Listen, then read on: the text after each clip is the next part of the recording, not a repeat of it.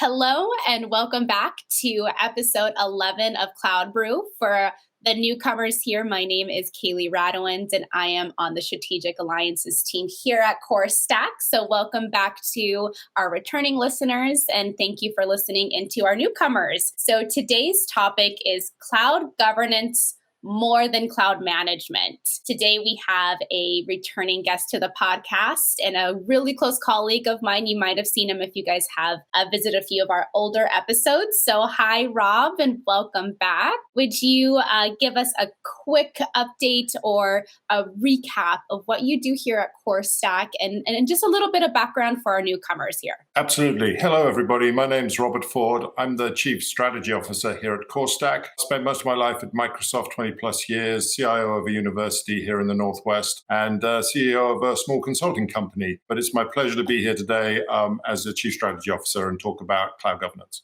Awesome. Thanks, Rob. And again, thanks for joining us. So let's get into the meat of the episode. So let's go back to the topic. When we say there's more than cloud management, are we suggesting cloud management isn't good enough? Is there more to that? So can you unwrap that a little bit?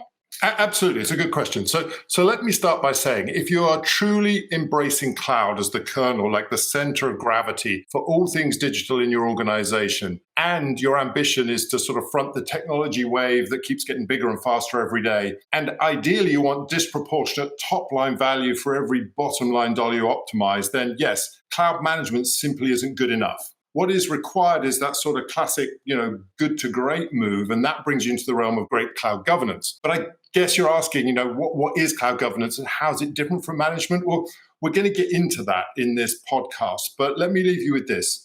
So cloud governance is a natural evolution of cloud management, and it sort of elevates itself out from under the cloud management platform category. And if I borrow the sort of quote from Peter Drucker, the famous one on management and leadership, I would say, cloud management is about doing things right, whereas cloud governance is about doing the right things right. And the latter is extremely important in this ever more connected, interdependent digital world where spend, security, and compliance are all wrestling for the same scarce resources, which is both dollars, people, or both. That's an interesting distinction. I really liked where you said, it's doing it right, but it's another thing to do right things at the right time. So thank you for that. Can you maybe double click a little bit more on really how to help folks digest and internalize the difference? Absolutely. And, let's level set by sort of saying, what are the sort of the tenets of cloud management? And I'll refer to something we should all be familiar with, which is the sort of Gartner wheel of cloud management platform. And in there, you've got things like spend management, resource optimization, identity, security, and compliance, provisioning and orchestration, monitoring, observability, migration, inventory classification, service enablement, traditional tenets of cloud management. Now, as I said earlier, cloud governance is an evolution of cloud management. And depending on where you are on your cloud journey and how much you're spending on cloud, the degree to which that distinction matters sort of becomes more profound. The more you spend, the more you embrace, the more cloud gets democratized through your organization, then naturally the more sophistication you need and the stronger case gets for great cloud governance on all of those operational vectors called out by Gartner. Now, to try and make this come alive for folks, let me use an analogy of flying a helicopter, something I love doing and I think parallels or makes this point really well. So picture cloud management as this set of dials in a cockpit. They're all telling you something about either the state of the helicopter or the state of the flight. Now, this can be as simple as a few dials and a few manual controls in a basic helicopter, or a more complicated set of dials with indicators, systems that offer you greater automation, but do, believe me, introduce more complexity and often demand the assistance of, say, a co-pilot. Mm-hmm. Now, this I see is the sort of spectrum of cloud management. And this is where, to be honest, the conversation tends to end today. And just as a helicopter sort of muscles its way inelegantly through the sky, cloud management allows you to sort of muscle optimization from your cloud platform. But back to that question, is that enough? I mean, just as helicopters have dramatically now more technical, have more capability, the cloud is exploding with new capabilities and just adding more dials, or you could say portals within portals within portals. And it's not going to give you the ability to fly that helicopter faster and further in an optimal way. Now, multi-cloud complexity And the capabilities of Helicopter demand a more autopilot way of governing your cloud, one that orchestrates all these interdependencies automatically, predicts the adjustments, and allows you to spend sort of more time looking outside the cockpit of where you're going, which, believe me, is goodness. And so I'll refer to this analogy, but flying a helicopter and flying your cloud, very similar, and you'll see that come alive as we keep talking today. All right, got it. So with that said, can you talk a little bit about the differences between cloud management and cloud governance? Absolutely, Kaylee. And I want to emphasize, cloud governance is an evolution of cloud management. It's not one or the other. Mm-hmm. But the 5 points I'm going to make the distinction clear to me is first of all, management is more prescriptive, whereas governance is more predictive. Mm-hmm. So cloud management tends to be responsive to signals after the fact. That inherently introduces latency, prolonged time to action, and often leads to overcorrection, which isn't good. Cloud governance, on the other hand, provides prediction. This ability to predict what is going to happen is predicated on data reach, breadth, and this connected system of intelligence that allows for AI enrichment. Now, real-time automated discovery of all cloud resources is super important, not just, say, some functional sliver for FinOps. You then map all the dependencies, derive implicit intelligence across the multi-cloud workloads, bolster it with a domain of anonymized governance data, and then you can provide the foundational capabilities that you need to be more predictive, and we refer to as NextGen cloud governance. So that's the first point. The second one I'd make is that management tends to be more siloed, whereas governance is more holistic. Cloud management solutions may be sufficient for organizations in the early crawl maturity phase of their cloud journey. However, given the explosion growth of cloud, I would say the clock's ticking on any company as the evolution to enterprise scale will demand a more holistic and sophisticated cloud governance approach, demanding you do the right things across all clouds and do them right. Now, holistic cloud governance is the domain of a connected intelligent data platform, a platform that embraces all clouds, every flavor, every vendor from the data center to the edge and everything in between, extracting all possible cloud resource data in a sort of connectorless, automated way. That facilitates you staying sort of ahead of the innovation wave we're all riding from the hyperscalers. You want to derive greater ETL intelligence, you want to map into dependencies, enrich the data, and provide this holistic 360-degree platform view of every cloud resource, from which then you can only truly optimize spend, drive compliance, and mitigate risk.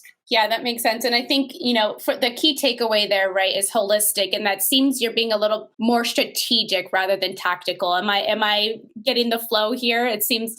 Absolutely. Yeah, absolutely. And I mean, that's the third point, actually, Kelly, is like management tends to be more tactical, whereas governance tends to be more strategic. And the point I'm going to make here is that, I believe that the primary reason the true value of cloud remains somewhat elusive in most organizations is that the metaphorical boardroom just doesn't have the confidence in the cloud to innovate, disrupt, and experiment as enthusiastically as they should or they need to. Cloud management tends to be inherently more tactical in nature, being characteristically a series of these one-off actions done reactively, more operational in nature.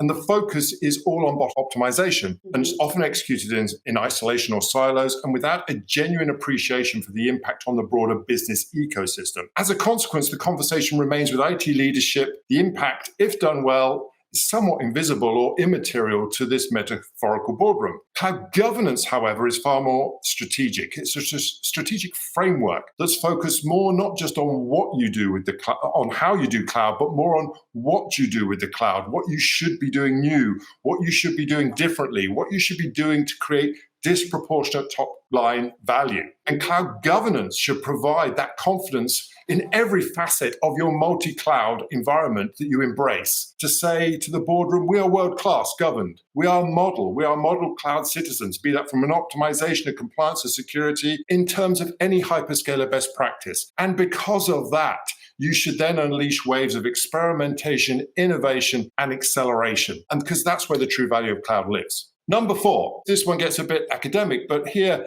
again, cloud management tends to be more technical, whereas cloud governance tends to be more adaptive. And when I'm talking technical and adaptive, I'm going back to sort of 2002 when academics Heifetz and Linsky introduced this concept of technical versus adaptive leadership. Some of you may be familiar with this. The former, the technical, is it's a more familiar challenge. It's a problem that can be solved using existing knowledge, expertise, standard procedures. And that's the sort of domain of management. The latter is more complex. It's an unfamiliar problem. It doesn't have a straightforward, obvious solution. It requires the need to adapt. It questions historical beliefs, approaches. And to be honest, it sounds very much like the cloud era we're all swimming in today. So high-performance multi-cloud governance requires the same adaptive approach outlined by Heifetz and Linsky. It demands that you have the capability to be best prepared and fastest to react to the signals that indicate any drift from any cloud posture in real time, adapting to the situation, taking the corrective remediation. It rides the cloud innovation wave, adapting, experimenting, and continually learning, taking the goodness from established cloud management being to sort of high levels of automation, intelligence, and abstraction, becoming a sort of next-gen cloud governance autopilot, and destination here being the future faster. And the last point I want to make is management is your cloud co-pilot, whereas governance is more your cloud autopilot.